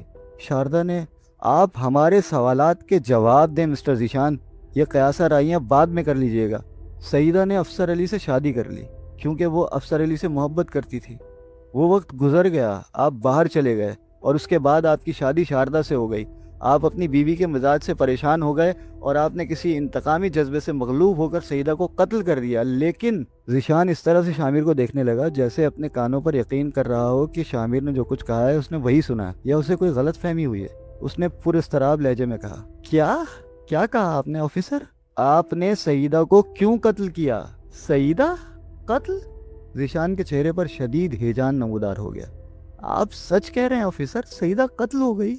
फिर वो एकदम गुस्से में आ गया। ये क्या खेल खेल रहे हैं आप? शारदा ने आपको क्या उल्टी सीधी कहानियां सुनाई हैं? आप बहुत अच्छी अदाकारी कर रहे हैं, शामिर ने कहा। इस दौरान सफूरा की नजरें एक लम्हे के लिए ज़ीशान के चेहरे से नहीं हटी थी। वो तजुर्बे की आंख से ज़ीशान के जहन की गहराइयों में झांक रही थी। नहीं, खुदा के लिए नहीं, उससे अब मेरा कोई राब्ता नहीं है, लेकिन मैं उससे अब भी मोहब्बत करता हूँ। खुदा करे आप झूठ बोल रहे हो, खुदा करे वो जिंदा हो, सलामत हो। हर चीज़ अपनी मिल्कियत तो नहीं होती। वो हसरत से बोला, उसकी आंखों में आंसू छलक आए। आप उससे इस कदर नावाकिफ नहीं रहे ज़ीशान साहब। खैर, उसे कत्ल कर दिया गया है और आप ज़रूर हैरान होंगे कि एक शख्स ने उसके कत्ल का एतराफ़ भी कर लिया है। पता नहीं आप क्या कह रहे हैं, वो पस्त लहजे में बोला। जिस शख्स ने उसके कत्ल का एतराफ़ किया है वो अफसर अली का भाई ताहिर अली है, जिसे शामिर ने अल्फाज चबा चबा कर कहा, जिसे आपने 5 लाख रुपए बजरिया चेक अदा किए हैं। ज़ीशान का चेहरा यकदम तारीक हो गया। उसके चेहरे पर दुख के साथ खौफ भी उभर आया था। फिर उसकी डूबती आवाज़ उभरी, मेरा बुरा वक्त आ गया है इंस्पेक्टर साहब। क्या आप मुझे कातिल समझ रहे हैं? क्या आपका ख्याल है कि मैंने ताहिर अली को 5 लाख रुपए देकर सईदा को कत्ल कर दिया? आपको इल्म है कि अफसर अली को कैंसर हो गया है और वो अस्पताल में ज़िंदगी मौत की घड़ियां गिन रहा है? मैं आपको क्या बताऊं इंस्पेक्टर साहब, मेरी ज़िंदगी बड़ी बदनसीबी का शिकार रही है। मैंने सईदा से सच्ची मोहब्बत की है और अब भी करता हूँ। मैं उसे ज़िंदगी से महरूम करने के बारे में सोच भी नहीं सकता। उससे कतई ताल्लुक़ होने के बाद मैंने एक शरीफ इंसान की तरह उसका रास्ता छोड़ दिया। कॉलेज में पढ़ने के दौरान मैंने उसे कुछ खतूत लिखे थे जिनमें मोहब्बत का इजहार और कुछ ऐसी बातें थी जो काबिल एतराज़ थीं। मैंने उसे धमकियां भी दी थी जिनमें लिखा था कि अगर उसने मुझसे शादी ना की तो मैं उसे कत्ल करके खुदकुशी कर लूँगा। ऐसी बहुत सी जज्बाती बातें। उसकी शादी हो गई, मैंने नौकरी कर ली और फिर मैं मुल्क से बाहर चला गया। वहाँ मुझे शाहिद अली साहब मिले और उन्होंने मुख्तलिफ अवामिल से गुजर कर मुझे अपनी बेटी से शादी करने की पेशकश की। मैंने ये सोच कर शादी कर ली कि ज़िंदगी तो गुजारनी है। बाद में मुझे शारदा के मिजाज का इल्म हुआ जो मेरे लिए बहुत तकलीफ दे था। वो बेहद शक्की मिजाज और बिगड़ी हुई लड़की निकली। मैंने बिसात भर खामोशी इख्तियार की। अफसर अली को मेरे बारे में सब कुछ इल्म हो गया। वो एक मूजी मर्ज में गिरफ्तार हो गया था और शायद ज़िंदगी से मायूस होकर अजियत पसंदी पर उतर आया था। वो खतूत उसके हाथ लग गए जो मैंने सईदा को लिखे थे। उसने मुझे फ़ोन करके उन खतूत के बारे में बताया और कहा कि ये खतूत वो शारदा को भेज देगा। शारदा एक जुनूनी औरत है। मैं जानता था कि अगर खतूत उसे मिल गए तो वो कोई भी इंतहाई कदम उठा सकती है। उसने मुझे इन खतूत की फ़ोटोकॉपियाँ भिजवाकर शदीद खौफजदा कर दिया। मैंने उसके मुतालबे पर उसे 5 लाख का चेक भिजवा दिया। मैं सादा इंसान हूँ, आसानी से उसके जाल में फंस गया, लेकिन अफसर अली ने मुझसे 5 लाख मांग कर तजुर्बा किया था कि मैं उससे पैसे दे सकता हूँ कि नहीं। फिर उसने अपना असल मुतालबा कर दिया, यानी 1 करोड़, पूरे 1 करोड़। ये दौलत जो मेरे पास है वो मेरी अपनी नहीं है। शाहिद अली साहब ने मुझे हर स्याह सफ़ेद का मालिक बना दिया है, लेकिन मैं मोहतात इंसान हूँ। मैंने अफसर अली को सख्ती से इनकार कर दिया। वो मुझे धमकियाँ देता रहा, लेकिन मैंने साफ कह दिया कि उसका जो दिल चाहे करे, मैं उसे कुछ नहीं दूंगा। लेकिन सईदा का कत्ल, आपको मैं बता रहा हूँ इंस्पेक्टर साहब, मैं बहुत बुज़दिल इंसान हूँ। अगर तकदीर मुझे ज़िंदगी से महरूम करना चाहती है तो मैं क्या कर सकता हूँ? आप मुनासिब समझें तो इंसाफ के नाम पर मेरी बेगुनाही के लिए तस्दीक कर लें। हम ज़रूर तस्दीक करेंगे, लेकिन आपको हमसे ताउन करना होगा। मैं जिंदा रहना चाहता हूँ, आपके हर हुक्म की तामील करूँगा। आप किसी भी वक्त हमें उन खतूत की फ़ोटो स्टेट दिखा दें, शामिर ने कहा। ज़ीशान सोच में डूब गया। फिर उसने गहरी सांस लेकर कहा, ठीक है, मैं वो खतूत आपको इसी वक्त दिखा सकता हूँ। जाहिर है मैं उन्हें घर में रखने का रिस्क नहीं ले सकता था। वो अपनी जगह से उठा और उसने एक अलमारी की खुफिया दराज से खतूत की फ़ाइल निकालकर उनके सामने रख दी। सफूरा और शामिर उन खतूत का गहरी नज़रों से जायज़ा लेते रहे। काफ़ी देर गुजर गई। फिर शामिर ने तमाम खतूत समेट कर उन्हें ज़ीशान के हवाले कर दिया। शुक्रिया ज़ीशान साहब। अब सवाल ये पैदा होता है कि अगर ये साजिश अफसर अली ने की है तो ताहिर ने खुद को सईदा के कातिल की हैसियत से क्यों पेश किया? आपको एक तकलीफदेह खबर और सुनाऊं? कत्ल से पहले सईदा के साथ ज़्यादती भी की गई जबकि उसका शौहर अस्पताल में था। ताहिर? ओह, मैं नहीं कह सकता क्या हुआ है। ये भी अफसर अली की कोई चाल हो सकती है। ओह, कुछ समझ में आ रहा है। ये बहुत गहरी चाल हो सकती है इंस्पेक्टर साहब।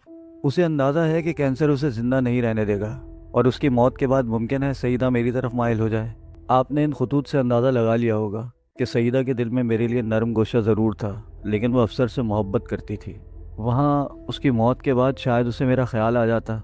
शायद मौत के खौफ ने उसे जुनूनी बना दिया था। उसने जुनून के आलम में ये इक़दाम किए हों। जो कुछ भी है इंस्पेक्टर साहब, खुदा के लिए आप पूरी बारीक बीनी से तफ्तीश कीजिए। अगर मेरी तकदीर में बेगुनाही की मौत लिखी है तो दूसरी बात है, वरना मैं बेगुनाह हूँ। खुदा करे ऐसा ही हो। इस ताउन का बेहद शुक्रिया। हेड ऑफिस आने तक शामिर ने सफूरा से कोई बात नहीं की, लेकिन ऑफिस आकर चाय पीते हुए उसने कहा, आप बड़ी गहरी नज़रों से ज़ीशान को देख रही थी मिस सफूरा। वैसे काफ़ी खूबसूरत आदमी है, आपसे ज़्यादा नहीं। सफूरा मुस्कुराकर बोली। वो तो मैं जानता हूँ। खैर, क्या अंदाज़ा लगाया आपने? वैसे तो कोई बात हतमी तौर पर नहीं की जा सकती, लेकिन उसका हर तासुर सच्चा लगा था। मेरा तजुर्बा है कि उसने हमसे झूठ नहीं बोला। उसने जो चेक भेजा वो ताहिर के अकाउंट में जमा हुआ, जबकि ज़ीशान का कहना है कि उससे अफसर अली ने रब्ता किया, और अफसर अली को मैंने जिस आलम में देखा तो मैं बता चुका हूँ। एक बात कहूँ सर, हो सकता है ये दोनों भाइयों के दरमियान ईसार का मामला हो। जैसा कि पता चल चुका है कि ताहिर अली अपने भाई को बेपनाह चाहता है। अपनी ज़िंदगी से मायूस होकर अफसर अली अपने भाई का मुस्तकबिल बनाना चाहता हो। उसने ज़ीशान से रकम हासिल करने के बारे में सोचा और नहीं सफूरा, फिर सईदा का कत्ल और उसके साथ वहशियाना सलूक किस खाने में फिट करोगी? एक बार फिर उन्हें ताहिर अली से एक खुसूसी नशिस्त करनी पड़ी। ताहिर अली काफ़ी लागर नज़र आ रहा था। मिस्टर ताहिर अली, हम इस दौरान काम करते रहे हैं, लेकिन आपके केस में कोई और ख़ास बात नहीं मालूम हो सकी। अब आपको सईदा अफसर अली के कातिल की हैसियत से अदालत के सामने पेश करना है। चालान पेश करने के लिए आपके इकबाली बयान की ज़रूरत है। मामूल के मुताबिक सफूरा एक माहिर फेस रीडर के तौर पर ताहिर अली का जायजा ले रही थी। उसने साफ महसूस किया कि ताहिर अली का चेहरा पीला पड़ गया। उसके बदन पर हल्की सी कपकपी तारी हो गई। अदालत आपको मौत की सजा देने के अलावा और कोई फैसला नहीं करेगी। आपके इकबाली बयान के बाद ही चालान पेश करूंगा। चुनांचा मैं आपसे आखिरी बयान ले रहा हूँ ताकि अदालत में आपका चालान पेश कर लूँ। ताहिर अली ने बेबसी के अंदाज में शामिर को देखा, फिर आहिस्ता से बोला, मैं क्या कहूँ सिवाय इसके कि अपने भाई पर अपनी जिंदगी कुर्बान कर दूँ। क्या मतलब? शामिर ने चौंक कर पूछा, लेकिन ताहिर अली गर्दन झुकाए बैठा रहा। उसकी आंखों से आंसू टपक रहे थे। फिर उसने रुंधी आवाज में कहा, मेरा भाई जिंदगी मौत की कशमकश में गिरफ्तार है, लेकिन मैं उसकी मौत से पहले मर जाना चाहता हूँ। आप मेरा इकबाली बयान लिख लीजिए सर। मैं कातिल हूँ, मैंने बदतरीन जुर्म किया है। ठीक है, मैं वही करूँगा जो कानून कहता है, लेकिन एक इंसान की हैसियत से कहता हूँ कि एक आबरूमंद औरत की बेहुरमती तो ना करें जो अब इस दुनिया में भी नहीं है। मैं क्या करूं? ताहिर अली ने पुरस्तराब लहजे में कहा। इतनी देर में अर्दली ने अंदर आकर एड़ियां बजाई और बोला, सर एक बंदा आपसे फौरन मिलना चाहता है। कहता है वो ताहिर अली के केस में बहुत ज़रूरी इत्तला देना चाहता है। अर्दली की आमद पर शामिर का मूड बिगड़ा था, लेकिन ताहिर अली के केस के बारे में सुनकर उसने गर्दन हिलाकर कहा, ठीक है, इधर ही ले आओ। आने वाला शक्ल ही से गुंडा लगता था, अच्छे तनोतोश का मालिक था। अंदर दाखिल होकर उसने शामिर की तरफ तवज्जो देने के बजाय ताहिर अली को देखा और बोला, ओए कमीने जलील, ये दोस्ती है तेरी? मेरे को कुछ बताया भी नहीं, सब कुछ कर बैठा, और मैं मर गया था क्या? सुनो, तुम कौन हो? पुलिस स्टेशन आए हो या अपनी खाला के घर? कौन हो और क्यों आए हो? शामिर की करख्त आवाज़ उभरी। वो चौंक पड़ा, फिर बोला, माफ़ी चाहता हूँ सर जी, मेरा नाम अमीर शाह है, इसका जिगरी यार हूँ, ट्रांसपोर्ट का काम है मेरा। सर जी मुझे तो कुछ मालूम नहीं था, इसके बारे में आपको सारी बातें मैं बताऊंगा, पूरी तफसील मालूम करके आया हूँ। बैठो। शामिर ने एक बेंच पर बैठने का इशारा करके कहा और वो बैठ गया। हाँ बोलो। मालिक हो आप जी, जैसे चाहो पेश आओ। मैं इसके लिए आया हूँ, वरना मैं भी सड़क छाप नहीं हूँ, 4 ट्रक चलते हैं मेरे। खैर, तो मैंने अदालत से इस केस के बारे में पेपरों की नकल ले ली है। सर जी ये कहता है इसने अपनी भाभी कत्ल की है, उसकी आबरू लूटी है। मेरे को एक बात बताओ सर जी, कोई अपनी माँ के साथ ऐसा कर सकता है? कोई अपनी बहन को बेआबरू कर सकता है? सर ये पागल है, अपने भाई की मौत के ख्याल से दीवाना हो गया है। आपको पता नहीं सर जी, ये अपने भाई की जान बचाने के लिए जानवरों की तरह मेहनत करता रहा है। पता नहीं इसे क्या हो गया, मायूसी ने इसके हवास छीन लिया है। मैं दावे से कहता हूँ इसने ऐसा कुछ नहीं किया, कातिल कोई और ही है। आप इसकी बेगुनाही के बारे में कुछ जानते हैं तो बताइए। जी वही बताने आया हूँ, ये बंदा तो किसी चिड़िया को भी नहीं मार सकता। मैं आपको बताता हूँ, ज़ीशान फारूकी नामी एक बंदा है। वो कॉलेज के ज़माने में सईदा से मोहब्बत करता था और इसे तंग करता था। सईदा की शादी अफसर अली से हो गई, मगर वो शादी के बाद भी सईदा को परेशान करता रहा। ये बात अफसर अली को पता चल गई और उसने ज़ीशान फारूकी की गिरफ्त की, तो उसने अफसर अली को 5 लाख रुपए दिए और शर्मिंदगी का इजहार किया। लेकिन फिर उसने अफसर अली को और पेशकश की और कहा कि वो उसका पूरा इलाज कराएगा, बस उसे सईदा से हर तरह के ताल्लुकात उस्तवार करने की इजाज़त दे दे, वरना उसकी मौत के बाद वो सईदा पर कब्जा जमा लेगा। अफसर अली ने उससे बहुत बुरा भला कहा, जिस पर ज़ीशान ने उसे धमकी दी कि अब वो तमाशा देखे, जो कुछ वो करेगा अफसर अली सोच भी नहीं सकता। और फिर उसने सईदा भाभी को कत्ल कर दिया और ये पागल समझा कि सईदा को अफसर अली ने कत्ल किया। ये बस अपने भाई को बचाने के लिए मुजरिम बना है, जबकि असल कातिल ज़ीशान फारूकी है। वेरी गुड, लेकिन आपको ये तफसील कैसे मालूम हुई? मेरी अफसर अली से भी दोस्ती है, वो मुझसे कभी कुछ नहीं छुपाता। ठीक है, लेकिन ये कहता है कि इसने अपनी भाभी की आबरू रेजी की है। शामिर ने कहा, जी चाहता है इतने जूते इसके मुंह पे मारूं कि जबड़ा टूट जाए। ये उस औरत के लिए ऐसे अल्फाज कह रहा है जिसे ये माँ का मुकाम देता है। ये अपने भाई की जिंदगी के लिए पागल है सर जी। आप ज़ीशान को गिरफ्तार कर लो, आपके लिए क्या मुश्किल है, उससे सच उगलवा लो। एक बात बताइए अमीर शाह, ज़ीशान ने 5 लाख रुपए अफसर अली को दिए, फिर वो ताहिर अली के अकाउंट में कैसे चले गए? आपने इससे ये नहीं पूछा? खैर मैं बताता हूँ, अफसर अली ने ये रकम इसी से इसके अकाउंट में जमा कराई थी, ये कहकर कि वो बाद में बताएगा कि ये रकम कैसी है, लेकिन उसने मुझे बताया था कि ये रकम कहाँ से आई। तो आपके ख्याल में सईदा का कातिल ज़ीशान फारूकी है? हमसे 1000 गुना समझदार आप हैं अफसर जी, हमारे दोस्त को बचा लो, हम आपकी पूरी खिदमत करेंगे। बहुत शुक्रिया, हमारी आपसे मुलाकातें रहेंगी। आप अपना ये बयान लिखवा दीजिए, शामिर ने कहा और जमान शाह को तलब करके उसे हिदायत की कि वो अमीर शाह का बयान लिखकर उसका मुकम्मल पता और शनाख्ती कार्ड की कॉपी ले ले। जमान शाह अमीर शाह को साथ लेकर बाहर निकल गया। शामिर ने मुस्कुराती हुई नज़रों से सफूरा को देखा तो वो बोली, गड़बड़, वजाहत जहाँ पाना, शामिर ने कहा। यह शख्स हजम नहीं हो रहा।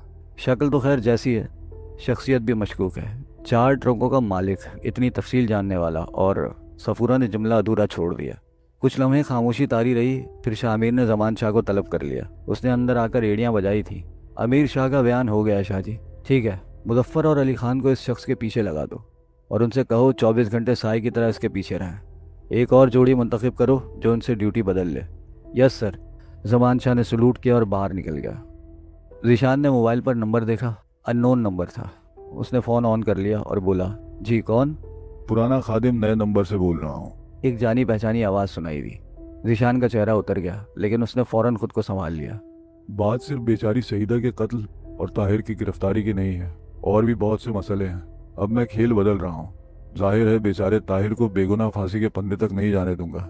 इसी के लिए तो मैंने इतनी कुर्बानियां दी हैं। अब मेरी प्लानिंग का दूसरा हिस्सा शुरू हो रहा है। फांसी का फंदा रुख बदल रहा है।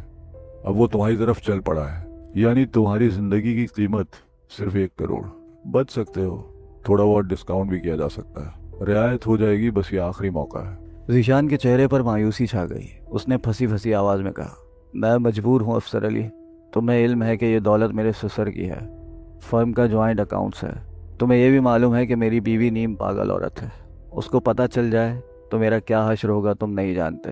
और दूसरी सूरत में तुम्हारा क्या हश्र होगा तुम नहीं जानते। वैसे तुम्हारे जाती अकाउंट में कितनी रकम है? जाती अकाउंट? जीशान ने कहा। कहो तो अकाउंट नंबर भी बता दूं? दूसरी तरफ से आवाज़ आई। जीशान का सांस फूलने लगा। 30,80,000। जब तक पूरी रकम का बंदोबस्त ना हो तुम इनमें से 25 लाख निकाल लो, और बाकी के बारे में बाद में बात करेंगे। मेरी बात सुनो, जीशान ने कहा। तुम मेरी बात सुनो। बैंक से रकम निकाल लो, जगह मैं बता दूंगा। रकम के साथ 25% खुतूत तुम्हें वापस मिल जाएंगे। तुम पर मेरी गहरी नजर रहेगी। कोई हरकत तुम्हें जो नुकसान पहुंचाएगी तुम सोच भी नहीं सकते। फ़ोन बंद हो गया। जीशान देर तक फ़ोन हाथ में लिए बैठा रहा। फिर अचानक उसके चेहरे पर सख्ती नजर आने लगी। उसने शामिर का कार्ड जेब में तलाश किया, फिर मोबाइल से उसे कॉल करने लगा। सर, मैं आपसे मिलना चाहता हूँ। क्यों, खैरियत? जवाब में जीशान उसे पूरी तफसील बताने लगा। उसके खामोश होने के बाद शामिर ने कहा, मुझसे मिलना आपके लिए ख़तरनाक होगा, लेकिन आप उसकी हिदायत पर अमल करें। रकम निकाल लें, मुझसे किसी और फ़ोन पर बात करें और तमाम सूरत हाल से आगाह करें। सर, मैं खौफजदा हूँ। उसे आपसे राब्ते की खबर मिल गई तो वो मुझे गोली भी मार सकता है। ठीक है, मर जाइए। दूसरी सूरत में जो कह रहा हूँ वो करें। दूसरी तरफ से फ़ोन बंद हो गया और जीशान गहरी गहरी सांसें लेने लगा।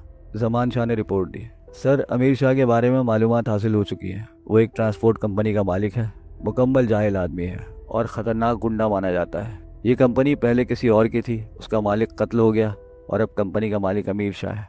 ठीक, उसकी निगरानी कौन कर रहा है? अब मैंने हामिद खान और शफीउल्लाह की ड्यूटी लगाई है। बिल्कुल ठीक। उनसे कहो एक लम्हे की भी चूक खतरनाक होगी, इसलिए मुकम्मल होशियार रहें। और अब तुम सुनो, तुम्हें पूरी एहतियात के साथ जीशान फारूकी की निगरानी करनी है। वो बैंक से रकम निकालेगा। शामिर जमान शाह को हिदायत देता रहा। जीशान फारूकी बुरी तरह नर्वस था। उसकी तो किस्मत ही तारीख हो गई थी। शारदा उसके लिए नासूर थी और उसे अपनी ज़िंदगी के बदतरीन दौर से गुजरना पड़ रहा था। वो वक्त बहुत अच्छा था जब बैंक की नौकरी करता था। न दौलत होती, न किसी ब्लैकमेलर के चुंगल में फंसता। बेहतर तो यह है कि ये खतूत शारदा ही के हवाले करते। तलाक के सिवा और क्या होगा? सब कुछ फाड़ में जाए। अफसर अली अपनी बीमारी के जुनून में बेचारी सईदा को कत्ल कर चुका है और अब उसकी जान के पीछे लगा हुआ है। ना जाने क्यों शामिर से मिलकर उसे कुछ ढारस हुई थी। ये पुलिस अफसर कुछ कर दिखाएगा। दूसरे दिन प्रोग्राम के मुताबिक उसने बैंक से रकम वसूल की और ऑफिस आ गया। आसाब बुरी तरह कशीदा थे। वक्त पल पल करके गुजर रहा था। देखें, ब्लैकमेलर रकम की वसूल याबी के लिए कहाँ तलब करता है। उसने 1 बजे का वक्त दिया था। इस वक्त 12:10 हुए थे। बाहर के दरवाजे पर चपड़ासी के किसी से बातें करने की आवाज़ सुनाई दे रही थी। फिर दरवाज़ा खुला और एक ख़तरनाक सूरत तवाना आदमी अंदर घुस आया। चपड़ासी उसके पीछे था। सर, मैंने इनसे कहा कि साहब आज किसी से नहीं मिलेंगे, मगर ये साहब ज़बरदस्ती अंदर घुसा है। ओ कमाल है साहब, कैसे बिजनेसमैन हैं आप। लाखों रुपए की डील है और आपने मुलाकात पर पाबंदी लगा रखी है। कौन है आप, क्या काम है? जीशान ने चिल्लाए हुए लहजे में कहा। ओ जनाब, आपसे 1 बजे मुलाकात की बात हुई थी, थोड़े टाइम पहले आ गए तो ये सलूक हो रहा है। ये कहकर नवारिद ने आंख मारी तो जीशान का मुंह हैरत से खुल गया। ओ अलादीन के चिराग, अब तू दफा हो जा। साहब जी ने हमें पहचान लिया है, इस शख्स ने चपड़ासी से कहा और फिर बोला, ओ फारूकी साहब, इसे दफा करो, जाओ। जीशान ने फंसी फंसी आवाज़ में कहा और चपड़ासी बाहर निकल गया। तब नवारिद एक कुर्सी पर बैठ गया और बोला, हमारी आवाज़ पहचान ली होगी फारूकी साहब, नाम बताना ज़रूरी नहीं है। कौन हो तुम? ज़ीशान ने करख्त लहजे में कहा। तुम्हारे मेहमान हैं। हमने सोचा कि फिल्मों वाले ब्लैकमेलरों की तरह तुम्हें किसी सुनसान जगह पर बुलाएं। वहाँ पुलिस छुपी होगी, गोलियां चलें, क्या फ़ायदा? क्यों ना तुम्हारे दफ्तर में ही मुकमुका कर लें। कैसा मुकमुका? ओहो, तफसील ज़रूरी है क्या? हमारा आना काफ़ी नहीं है? पता नहीं तुम क्या बकवास कर रहे हो। काम की बात करो यार, अदाकारी करने से कोई फ़ायदा नहीं है। 25 लाख निकालो, 25% खत वसूल करो। तुम्हारे पास रकम है, मेरे पास तुम्हारे असली खत है। और अब तो बात खाली खतों की नहीं है, और भी मामले हैं, तुम जानते हो। लेकिन सारे बुरे काम बड़े ईमानदारी से होते हैं। ये खत है, रकम निकालो। उसने हाथ में पकड़े हुए बैग की तरफ इशारा किया। मगर ये खत तुम्हारे पास कहाँ से आए? जहन्नम से, उसने किसी कदर दुरुस्त लहजे में कहा। सईदा को किसने कत्ल किया? कातिल इकरार कर चुका है, उसे सजाए मौत हो जाएगी। तुम पुलिस को बेवकूफ़ समझते हो? क्यों? उसे कोई सबूत नहीं मिलेगा? वैसे एक बात बताओ, अफसर अली से तुम्हारा क्या ताल्लुक है? काम की बात नहीं करोगे, बात बहुत आगे तक जाएगी। इन खतूत में तुमने सईदा को कत्ल करने की धमकी दी है। तुम कौन से खतूत लाए हो? तुम्हें दिखा सकता हूँ। काम खरा और ईमानदारी से हो रहा है, ये देखो। उसने बैग से एक बड़ा लिफाफा निकाला और उसमें से कुछ खतूत निकाल कर दिखाए। फिर बोला, सईदा के कत्ल के बाद इन खतूत की अहमियत बढ़ गई है। पहले ये सिर्फ तुम्हारी बीवी के लिए थे कि उन्हें देखकर वो तुमसे मोहब्बत का इजहार करती, लेकिन अब ये पुलिस के लिए भी बड़ी अहमियत के हामिल होंगे, क्योंकि इनमें तुमने सईदा को कत्ल करने की धमकी भी दी है। अफसर अली से तुम्हारा क्या ताल्लुक है? ज़ीशान ने दोबारा पूछा। क्या तुम किसी का इंतजार कर रहे हो? अगर नहीं तो वक्त क्यों जाया कर रहे हो? लाओ रकम निकालो। नोवारिद की घुर्राहट सुनाई दी और ज़ीशान खौफजदा हो गया। उसने नोटों के बंडल उसके सामने रख दिए, जिन्हें उसने चेक करके उसी बैग में रखा, और इसमें से पैक किए हुए खतूत निकालकर उसके हवाले कर दिए। बाकी खतूत मुआहदे के मुताबिक मिलते रहेंगे। पूरी रकम का बंदोबस्त करके गुलू खलासी कर लो। ज़ीशान गहरी सांस लेकर खामोश हो गया। शामिर के साथी पूरी मुस्तैदी से अपना काम कर रहे थे। एक तरफ अमीर शाह की सख्त तरीन निगरानी हो रही थी, तो दूसरी तरफ ज़ीशान पर भी भरपूर नज़र रखी जा रही थी। उस वक्त भी शामिर एक पुलिस मोबाइल में मौजूद था और सफूरा वायरलेस पर पैगामात वसूल करके शामिर को रिपोर्ट दे रही थी। ब्लैकमेलर ने ज़ीशान को 1 बजे का वक्त दे रखा था, इसलिए वो लोग मुस्तैद थे। सफूरा ने एक कारामद नुक्ता उठाया। सर, न जाने क्यों मुझे एक बात पर उलझन है। आपने उस रात अफसर अली को उसके घर में देखने के बावजूद उसे नज़रअंदाज किया, जबकि रकम की वसूलियाबी के सिलसिले में उस पर नज़र रखना ज़रूरी था। बस सफूरा, अगर रकम की वसूलियाबी के लिए रात का वक्त रखा जाता तो मैं अफसर अली की निगरानी ज़रूर करता। दिन की रोशनी में वह अस्पताल से गायब होने की कोशिश नहीं करेगा। इसका मतलब यह है कि यह काम वो किसी और से भी। अभी शामिर ने इतना ही कहा था कि वायरलेस पर इशारा मौसूल हुआ और सफूरा पैगाम सुनने लगी। उन्हें पता चल चुका था कि ज़ीशान बैंक से निकलकर अपने ऑफिस आ गया है। दूसरी दिलचस्प इत्तला अब मिली थी। अमीर शाह ट्रक अड्डे से चल पड़ा है। वो सफ़ेद रंग की मेहरान में है और उसे खुद चला रहा है। उसका रुख ईडन रोड की तरफ है। इत्तला देने वाले ने वायरलेस पर मुसलसल रब्ता रखते हुए बताया। वो ज़ीशान के ऑफिस वाली इमारत के सामने रुका है। फिर इत्तला मिली कि अमीर शाह ज़ीशान के ऑफिस में दाखिल हुआ है। सर, अमीर शाह, सपूरा ने सरसराती आवाज़ में कहा। शामिर ने पुलिस मोबाइल का रुख ईडन रोड की तरफ कर दिया। कुछ देर बाद पुलिस मोबाइल ईडन रोड पर उस जगह पहुंच गई जहां ज़ीशान का ऑफिस था। यहाँ बहुत सी कारें खड़ी थीं, लेकिन सफ़ेद रंग की मेहरान एक ही थी। यह भी इत्तफाक है कि सफ़ेद रंग की मेहरान एक ही है, वरना इसका नंबर पूछना पड़ता। सर, हमारे आदमी, सफूरा आहिस्ता से बोली। मैंने देख लिया है, तुम बैठो और शम्स, मोबाइल इस तरफ होर्डिंग के पीछे कर लो। शामिर ने ड्राइवर से कहा और जमान शाह को इशारा करके मोबाइल से नीचे उतर गया। मेहरान से चंद गज आगे चलकर वो कारों की आड़ में रुक गए। फिर उन्हें थोड़ी देर इंतजार करना पड़ा। आखिरकार उन्होंने अमीर शाह को इस इमारत के सदर दरवाजे से बाहर आते हुए देखा। वो बड़ी लापरवाही से चलता हुआ मेहरान की तरफ बढ़ा, लेकिन जो ही उसने दरवाज़ा खोलने के लिए चाबी निकाली, शामिर उसके सामने आ गया। अमीर शाह ने चौंक कर उसे देखा और उसका चेहरा तारीक हो गया। उसने खुश्क होंठों पर जबान फेरकर शामिर को देखा, फिर खुद को संभाल कर बोला, ओह इंस्पेक्टर साहब, मैंने आपको पहचान लिया। वाकई, शामिर ने मजाक उड़ाने वाले लहजे में कहा। बात कुछ समझ में नहीं आई इंस्पेक्टर साहब, आपका अंदाज कुछ अजीब सा है। वो लहजा बदल कर बोला। इत्तफाक से आपसे यहाँ मुलाकात हो गई, शामिर ने उसे बड़ी शराफत से कहा। ओह अच्छा, मैं तो घबरा गया था। वैसे मैं आपके पास खुद आने के लिए सोच रहा था। कोई काम था मुझसे? बस जनाब, मैं ताहिर अली के लिए परेशान हूँ। बड़ी पुरानी दोस्ती है हमारी, आप हमारी मदद कर सकते हैं इंस्पेक्टर साहब। शामिर का रवैया देखकर अमीर शाह को कुछ ढारस हुई थी।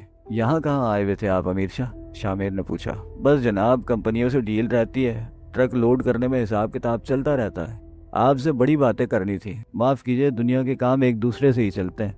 बिल्कुल बिल्कुल, हमारे लिए कोई हुक्म तो बताइए। वही एक काम है और उसी के लिए आपके पास आना चाहते हैं। आपसे फिर वही दरख्वास्त करेंगे कि ताहिर अली को छोड़ दें, शरीफ बंदा है। आप असल मुजरिम की तलाश करें, उसकी तलाश में तो मारे मारे फिर रहे हैं। आप लोग कुछ मदद करें तो असल बंदा आता है। हम तो दिल से तैयार हैं, उस बेचारी की जमानत करा दें, हम लेंगे उसकी जमानत। ओहो वाकई, आइए फिर थाने चलते हैं। आप खाना पूरी कीजिए, देखेंगे क्या सूरत हाल होती है। आप इधर कैसे आए इंस्पेक्टर साहब? बस यूं समझ लीजिए कि आपके लिए ही आए थे। नहीं, मैं यूं कह रहा था, एक जरूरी काम था। मैं एक घंटे बाद थाने आ जाता हूँ। अरे नहीं शाह जी, वो जो कहते हैं कि गया वक्त फिर हाथ नहीं आता, मुमकिन है इस वक्त हम दोनों का फायदा हो जाए। शामिर भी लुत्फ ले रहा था। अमीर शाह उसके मूड का अंदाजा लगाने की कोशिश कर रहा था। उसने कहा, काम बड़ा जरूरी था सर जी, बस घंटा दे दो। आप यहाँ जिस काम से आए थे वो काम कर लो, हम अपना काम करके थाने आ जाते हैं। अरे नहीं अमीर शाह, नेक काम सबसे पहले करने चाहिए। आप पहले अपने दोस्त की जिंदगी बचाने की कोशिश करें, उसके बाद कोई दूसरा काम। हम इस वक्त नहीं जा सकते। कोई बहुत जरूरी काम है क्या? हाँ वही तो, बहुत बड़ी डील है, छोड़ देंगे तो लाखों का नुकसान हो जाएगा। अमीर शाह के चेहरे पर अब घबराहट नमूदार होने लगी थी। ओहो, शायद उस डील की एडवांस रकम मिली है आपको। इस बैग में वही रकम है? शामिर ने बैग की तरफ इशारा करके कहा। जी हाँ, जी नहीं मतलब, अमीर शाह गड़बड़ा कर बोला, मैं समझा नहीं। वही समझाने के लिए आपको थाने ले जा रहे हैं। शामिर ने आगे बढ़कर उसका हाथ पकड़ लिया। अब अमीर शाह को सूरत हाल का कुछ एहसास हो गया। उसने फुर्ती से शामिर का हाथ झटक कर जेब में हाथ डालना चाहा, लेकिन उसी वक्त शामिर ने बर्क रफ्तारी से उसकी पुश्त पर आकर उसके बगल में कैंची लगा दी। एक अजीब व गरीब दाव था, लेकिन अमीर शाह जैसा तनोमन आदमी बेबस हो गया। उसने पलटने की कोशिश की लेकिन कामयाब नहीं हो सका। शामिर ने उसे झटका देकर झुकाया और उसकी जेब से पिस्तौल निकाल लिया। दूसरे हाथ से उसने अमीर शाह के हाथ में लटका बैग छीन लिया। साथ ही उसने कांस्टेबलों को इशारा किया और कांस्टेबलों ने अमीर शाह के हाथों में हथकड़ी डाल दी। अमीर शाह का चेहरा धुआं हो गया था। उसके मुंह से बमुश्किल आवाज निकली, ये क्या इंस्पेक्टर साहब? जमानत की तैयारियां हो रही हैं। आपसे कहा था कि थाने चलकर बेचारे ताहिर अली की जमानत करा लीजिए, आप नहीं माने। चलिए ले चलो इन्हें, शामिर ने कांस्टेबलों से कहा और कांस्टेबलों ने उसे खींचकर मोबाइल में बिठा दिया। कुछ लम्हों बाद मोबाइल थाने की जानिब चल पड़ी। सफूरा ने दूर से ये मंजर देखा था और शामिर के बेहतरीन अंदाज के बारे में सोचती रही थी। दूसरी तरफ अमीर शाह का सर बुरी तरह चकरा रहा था। वो आंखें फाड़ फाड़ कर इर्द गिर्द देख रहा था। उसे यकीन नहीं आ रहा था कि उसके साथ ऐसा भी हो सकता है। थाने में दाखिल होते ही उसने खुद को संभाल लिया। फिर जब उसे मोबाइल से उतारा गया तो उसने गुर्राई हुई आवाज में कहा, गलती की है तुमने सर जी, भड़ों के छत्ते में हाथ डाला है। हम शरीफ आदमी हैं मगर हमारी भड़ें बड़ी तीखी हैं। अगर बाल बच्चों वाले हो तो अकेले तुम्हें नुकसान नहीं पहुंचेगा, बल्कि उसने जुमला अधूरा छोड़ दिया। अरे नहीं अमीर शाह जी, आप भी शाह हम भी शाह, हमारे बीच क्या झगड़ा? वो तो बस थोड़ी सी मालूमात करनी थी जिसके लिए आपको यहाँ लाया गया। हथकड़ी डालकर अमीर शाह ऊपरी होंठ भींच कर बोला, लो जी, पुलिस वालों के पास और होता ही क्या है, हथकड़ी, ड्राइंग रूम और फिर फांसी। डरा रहे हो मुझे? गलती पर गलती कर रहे हो। बहुत लंबे हाथ है मेरे, नौकरी पर नहीं रह सकोगे। अरे नहीं शाह जी, पता नहीं आप क्या सोच रहे हैं, बस थोड़ी सी मालूमात करनी है आपसे और फिर छुट्टी। मालूमात इस तरह की जाती है? अमीर शाह ने कहा, बताया तो है आपको, पुलिस के पास और होता ही क्या है, हथकड़ी और ड्राइंग रूम। हथकड़ी आपके हाथों में है और ड्राइंग रूम आपको अभी दिखाते हैं, आइए। अमीर शाह कोई शरीफ आदमी नहीं था। पुलिस के ड्राइंग रूम से उसे पूरी वाकफियत थी। उसने एक निगाह कमरे को देखा, फिर बोला, आखिर मेरा जुर्म क्या है? ये सब तुम क्यों कर रहे हो मेरे साथ? इंस्पेक्टर बैठिए, बात होती है आपसे। जी, इस बैग में क्या है? रकम है थोड़ी सी, यानी 25 लाख, शामिर ने कहा। अमीर शाह एक बार फिर नर्वस हो गया, लेकिन उसने मुदाफियत फिर भी न छोड़ी। वो बोला, जरूर तुम्हें गलत फहमी हुई है, यानी ये 25 लाख नहीं है, इतने ही है। और ये रकम आपने जीशान फारूकी को ब्लैकमेल करके लिए। फर्ज करो ऐसा है तो फिर तुम अपना हिस्सा बताओ, अमीर शाह ने कहा। हाँ, हुई ना काम की बात, 2 लाख निकाल लो इसमें से, अमीर शाह बोला। सिर्फ 2 लाख? चले छोड़ें, ये फैसला बाद में कर लेंगे। इनसे मिलें, ये इंस्पेक्टर जमान शाह हैं, बड़ी खूबियों के मालिक हैं। असल में ये बहुत परेशान है कि आखिर अमीर शाह साहब का ताहिर अली से असल ताल्लुक क्या है। मैंने कहा, भाई तुम खुद मालूम कर लो, इसीलिए आपको यहाँ जहमत दी गई है। असल में ये ड्राइंग रूम इन्होंने ही डेकोरेट किया है। चुनांचा अब आप दोनों मोहब्बत की बातें करें, फिर मुलाकात होगी। शामिर ने नोटों का बैग उठाया और बाहर निकल आया। फोन जीशान फारूकी का था।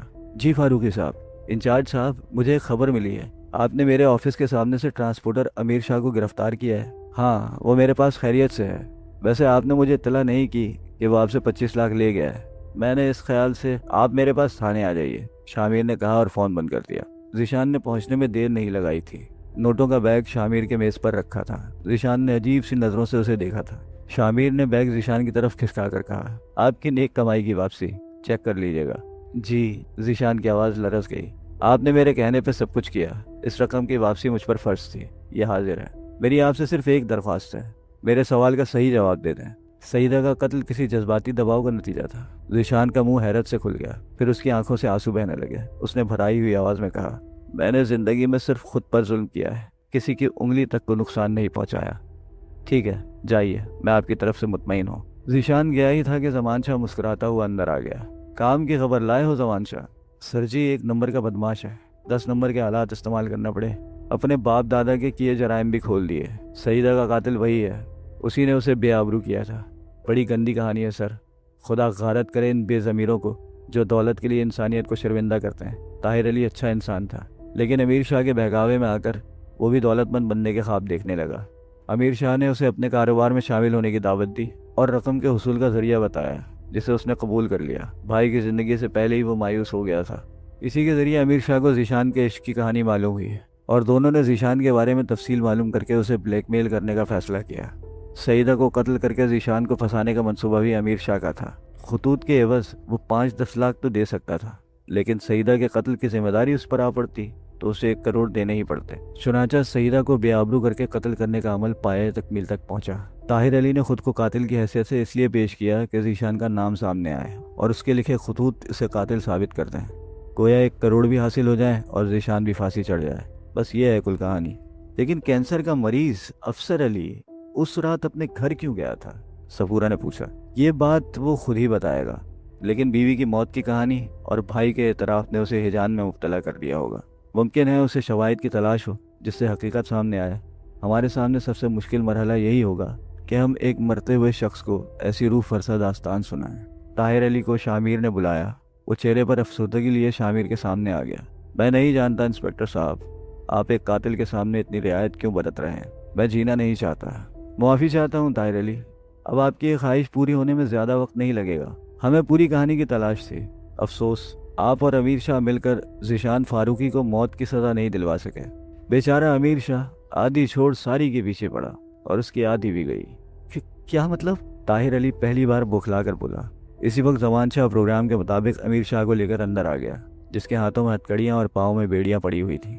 उसे देखकर ताहिर अली ज़मीन पर बैठ गया। कानून से खेलना मजाक नहीं होता ताहिर अली। मुजरिम अपनी तरफ से बड़ी मुकम्मल प्लानिंग करता है, लेकिन कानून वहाँ से शुरू होता है जहाँ मुजरिम की जहानत ख़त्म हो जाती है। इसके बाद शामिर ने अपना फ़र्ज़ पूरा किया और इस केस का मुकम्मल चालान पेश कर दिया। अगर आपको हमारी ये वीडियो पसंद आई है तो इस वीडियो को लाइक करें, अपने दोस्तों के साथ शेयर करें और हमारे चैनल को सब्सक्राइब करें। शुक्रिया।